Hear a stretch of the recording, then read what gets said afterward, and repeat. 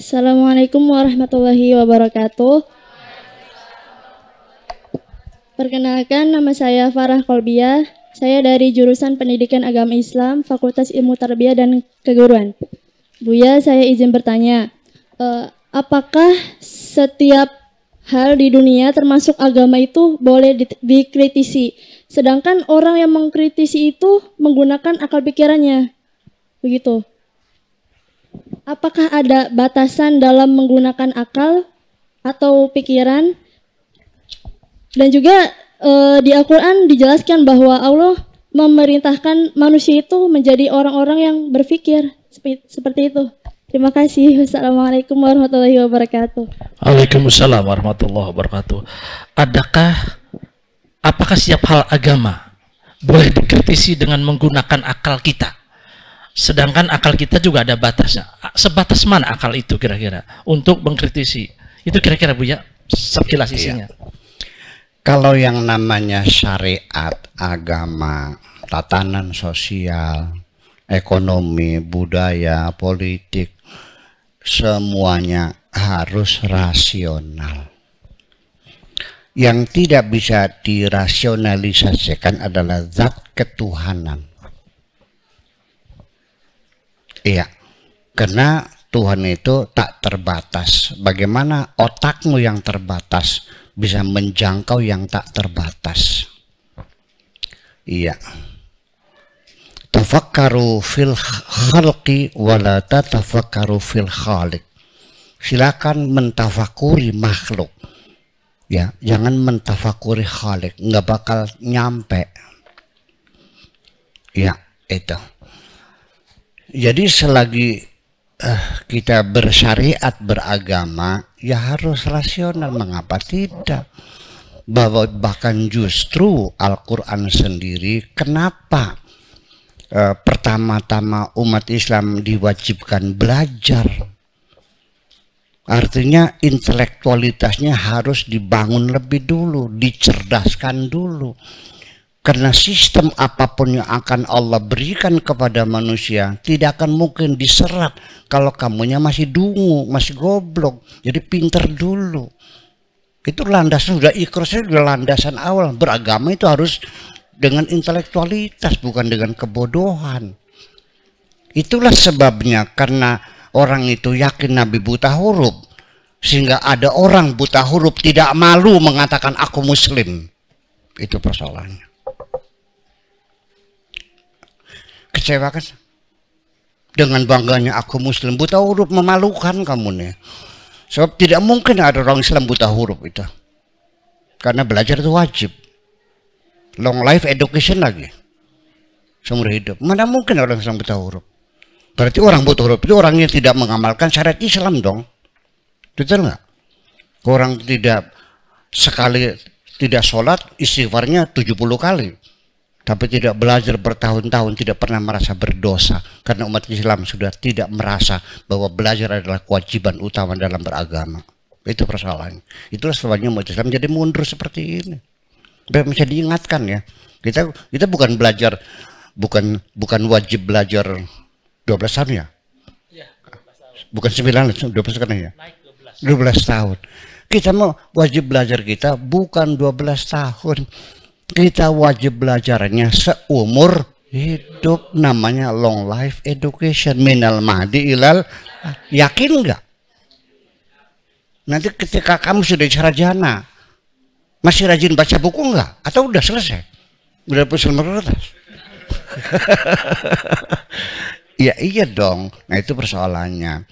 Jadi harus rasional, tidak bisa dong tidak rasional. Beragama jangan tutup matamu, matikan lampu, tutup jendela, tutup pintu, percayalah. Masa begitu? Gitu dong. Untuk apa Allah kasih akal kita ini? Yuk kita baca Al-Quran. Setiap halaman Al-Quran mengingatkan kita untuk mengaktifkan otak kita kok. Ya. Afala yatadzakarun, afala yatafakarun, ya ulil albab, ya ulil absar, dipanggil-panggil, otakmu mana? Afala yatadabbarunal Qur'ana am ala qulubihim aqfaluha. Apakah engkau tidak mentadaburi Al-Quran, ataukah otakmu sudah terkunci, tercela dalam Al-Quran, orang yang tidak menggunakan otaknya ini? Lalu dasarnya apa? Tidak boleh berpikir. Nah, itu yang jadi persoalan, bahwa begini, ada ketakutan di umat Islam. Jadi pertama saja kalau baca kitab, kalau berbahasa Arab, itu tidak berani mengkritisinya. Ya ini karangan orang kok. Bisa salah bisa benar kan? Aneh, karena kitab kuning, dari, ya saya juga dari dulu digebrak-gebrak sama Kiai itu. Pintar Sirata, pintar Imam Syafi'i. Waduh. Saya bilang, ya pintar kula. Gulatnya ayo. Iya. Kan gitu. Ya artinya pintar saya. Imam Syafi'i yang bisa bahasa Arab kan. Saya mau bahasa Sunda bisa, bahasa Jawa bisa, bahasa Indonesia bisa, belajar bahasa Perancis, belajar bahasa Inggris, belajar bahasa Persia, belajar bahasa Ibrani, saya macam bahasa. Mas pintar saya kan. Guyon. Berguyon aja.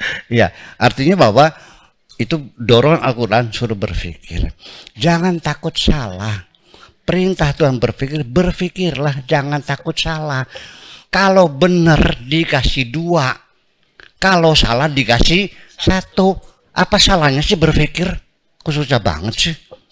Perantang perinting, takut murtad, nggak usah takut murtad. Kalau salah tinggal istighfar aja, selesai kok. Ya, bahkan justru kesalahan itu mesti terjadi. Dalam kita berpikir, kesalahan terjadi. Karena salah itulah maka kita mendapatkan pelajaran bagaimana supaya tidak salah. Kalau kita tidak pernah salah, ya nggak mungkin benar dong.